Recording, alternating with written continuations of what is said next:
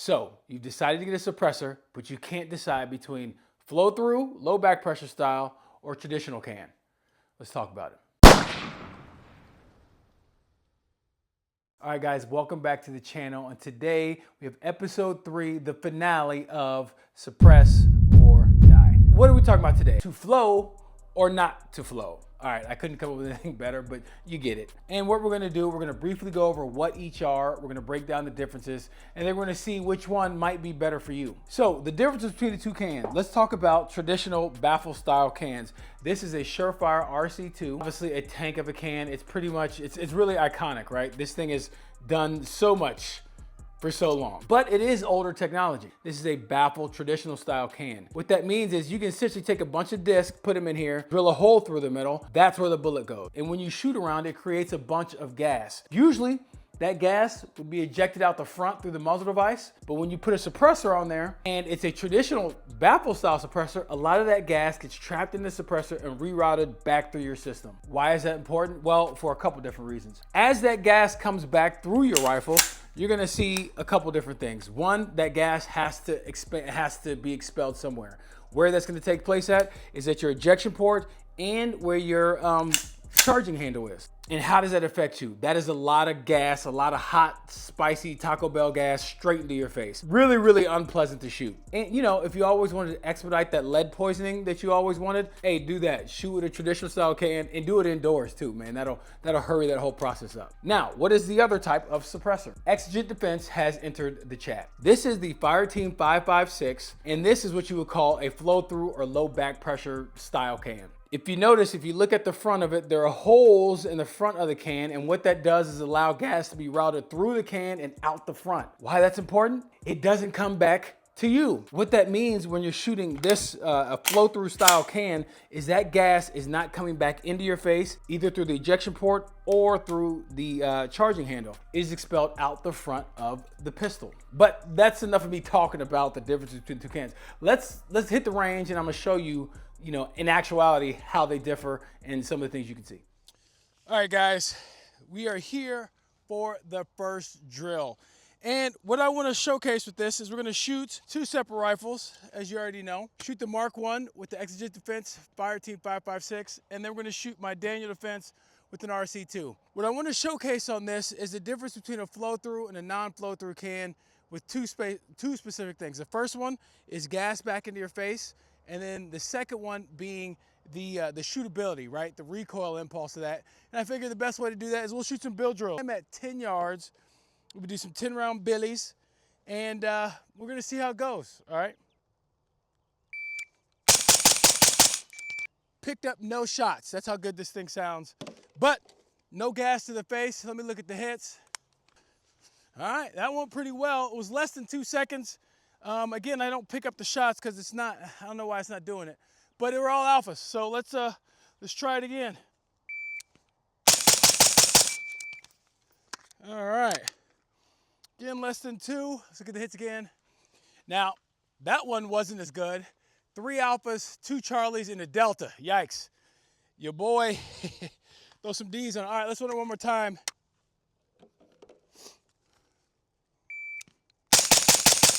Hopefully you can see that there is no gas coming back in my face, and it's a very soft recoiling rifle. So again, with the flow-through cans, you're getting more gas out the front, and it's not coming throughout the bolt or even out the charging handle back here. So it's pretty awesome. The Fireteam with the Mark I is like a crazy combo. It's crazy how good this thing works. So let's shoot the other one. Let's go look at the hits real quick, and then I'll shoot the other one, kind of show you the differences. All right, nice. That one was better. Got all 6 in. And again, my shot timer is like on the fritz. Don't know what the problem is. All right, now we are back with the second rifle. This is a Daniel Defense 11.5 SBR. And what I want to show you, or we're going to see, is one, listen to how it sounds. It's going to sound a little different. A positive to the traditional baffle styles is like, because there's no more holes coming out the front, these can tend to be quieter. But the 556 does a really good job at sound mitigation, so that's awesome. But again, this just adds more gases back into the system. They come out of the ejection port more and out of the charging handle area more, and we'll kind of see that here. And you know, for me, in my opinion, these rifles are not as soft shooting as something like that. But let's get into it. Let me get this right. Look at that. Woo! Super gassy. As soon as I got to that like third round, I could feel the gas coming in my face. Man. And then the recoil impulse is far more dramatic than that one is. So, you know, just pros and cons with it. That again was under 2 seconds. Look at the hits. On that last one, I had 3 alphas and 3 Charlies. And I'm being completely honest with you, when that gas started hitting me in the face, it kind of caught me off guard because I'm used to shooting, you know, low back pressure, flow through styles. Hit me in the face, you know, but caught me off guard. So let's do it a couple more times so you can see the difference. Woo. Girl, gassy. Eating them beans now. 164 on the time. That one, I had 2 Charlies and 4 alphas, so I'll take that. But yeah, let's run this one more time, because I'm gonna be completely honest with you. This is, the gases back in my face are not fun. It's not pleasant to shoot. Woo! Oh boy. Yeah, that was a 169. Let's look at the hits. That was 5 alphas, 1 Charlie. I'll just finish this mag. Woo! Oh, yeah. Yeah. That was pretty much unbearable at the end. Like, it was that bad. You know, I got the glasses coming in under the glasses. Yeah, that kind of sucked. I'm not gonna lie to you. That sucked. Matter of fact, I have some rounds left over on that mag with the 5.56. I'm gonna try the whole thing. I'm gonna just empty that mag, see how that feels.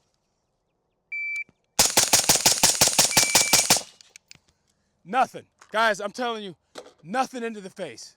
Completely dramatically different, drastically different than the flow-through style. So, I mean the non-flow-through style. These flow-through cans make everything just that much easier, right?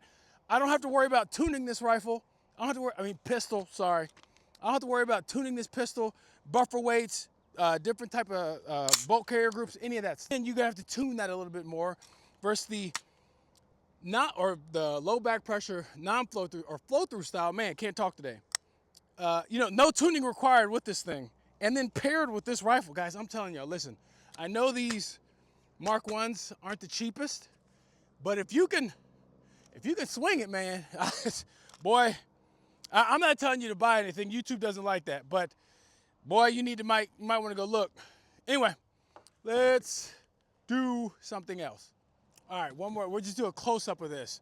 So I'm gonna shoot over here into this berm, and you can see the ejection of the rounds with the Mark 1 and the gas. Hopefully you can pick up how much gas is coming out of this thing. All right, here we go. Do a bill drill again. I even forgot to put the ears down, but it was good to go. Hopefully you got to see that.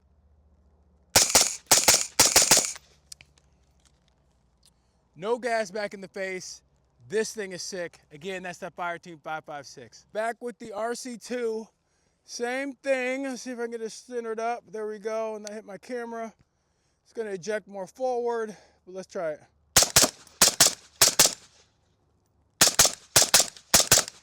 Woo! Gassy, boy. Thing is gassy. I'll keep giving myself a lead exposure for you guys. That's what I do for the channel. Wow, that's it. But hopefully you can see the gas coming through that thing, boy. Man, it's not really that fun. All right, since we're out here, let's work some transitions. Again, I'm only at 10 yards. It's not that far. We're gonna go 2, 2, and 2. We'll run this a few times.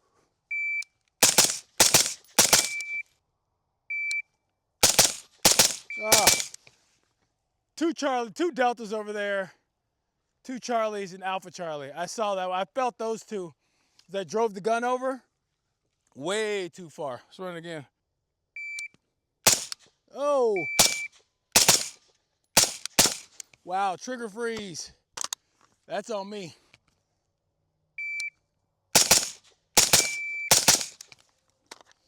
All right, it was more than 2 seconds, but gun moves well. Again, not gassy at all. Very soft shooting. Very easy recoiling. Yeah, it's just a great combo. Fantastic. All right, now we are back from the range, and let's talk about the performance of each style can. Here's where it really gets interesting. For years, people have said flow-through style cans were pretty gimmicky, that they were marketing hype and they couldn't suppress as well as a traditional style can. As it turns out, as technology progresses and companies like Exigent Defense are innovative, they are producing cans that you can't really say that about anymore. Traditional style cans were always the king of just like raw decibel reduction. However, now companies like Exigent Defense and their technology, specifically with this Fireteam 556, they've innovated and pushed the game forward to where now you can get a flow-through style can that has that same sound performance, if not better, than those traditional cans. As we are kind of like in the golden age of suppressors right now, and there's so many companies releasing so many good products. This company, Exigent, is just one of them. But yeah, these things are, the flow-through style cans have really come a long way. Another thing that's really important to look at when you're looking at buying a suppressor and you're trying to get your first one is, hey, how easy is it to actually suppress the weapon? I don't know, if you're anything like me, I thought when I first got this suppressor some years back that I could just take this thing, put it on the end of this thing, and everything would be kosher. That's not the case, right? With a traditional style can, you do have to worry about tuning the gun. What does that mean?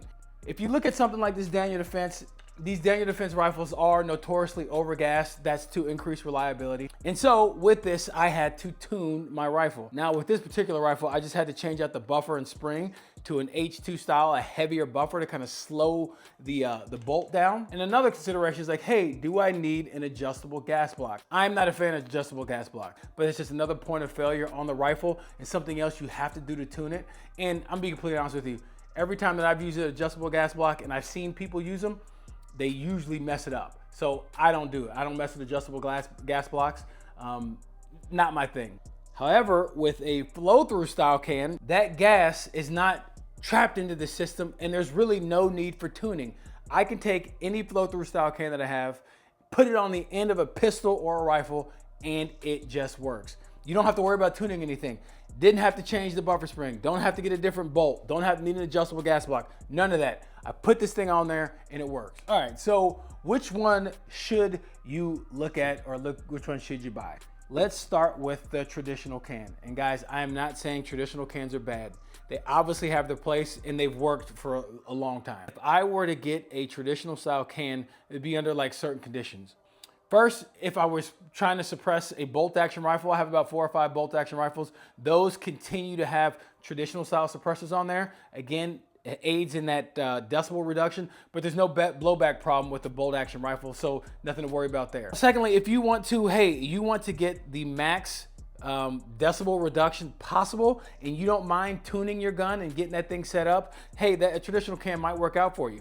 Things you have to worry about is like, hey, if I tune this gun to run suppressed, when I unsuppress it, you again run into reliability issues. And third, maybe you're on a tighter budget. Usually flow-through style cans are more expensive, except for this Exigent Defense. Overbuilt, under budget. I promise you, they can't be making money off of these things. Tighter budget, those are usually cheaper. The Otter Creek Poloniums, the Resilient Suppressors, the Stacy's Moms, all those things, those are like 500 beans and below, right?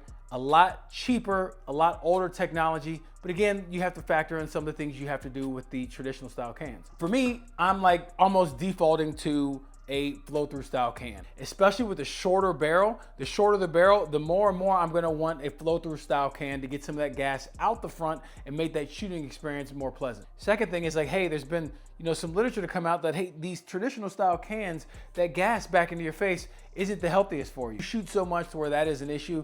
I mean, I like to shoot and I do shoot a lot. I don't think I shoot that much. All right, let's just be real. But I do shoot a lot, and if I can do anything, I try to help my health out. Why not? And the third thing you want with these flow-through style cans is that you don't need to be a gunsmith to understand what's going on with the rifle. You can throw this onto your rifle and it'll continue to run. You don't need to worry about adjusting gas blocks, buffer weights and springs, all that good stuff. There's a whole, you can get on YouTube and search a bunch of stuff on how to suppress a rifle.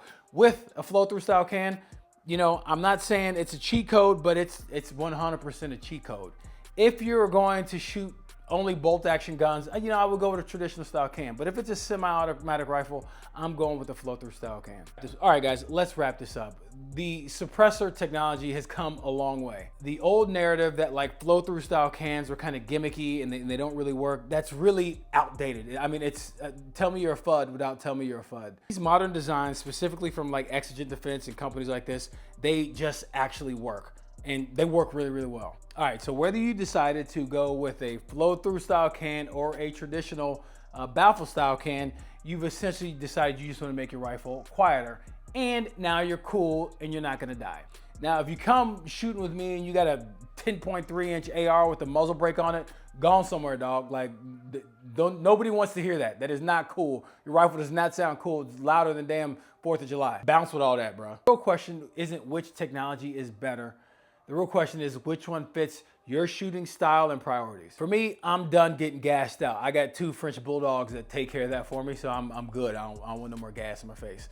But yeah, that's for me. I'm a flow-through style guy. But you know, hey, what about you? For those of you who don't have suppressors, you're looking to get in the comments, ask questions, people will answer them. For those of you who do have suppressors, whether it's flow-through or traditional, let me know what you think. Let me know what you have and what your setup is. I want to hear it. I like talking to y'all. But anyway, that's it for today. Thank you for watching, and I'll see you in the next one.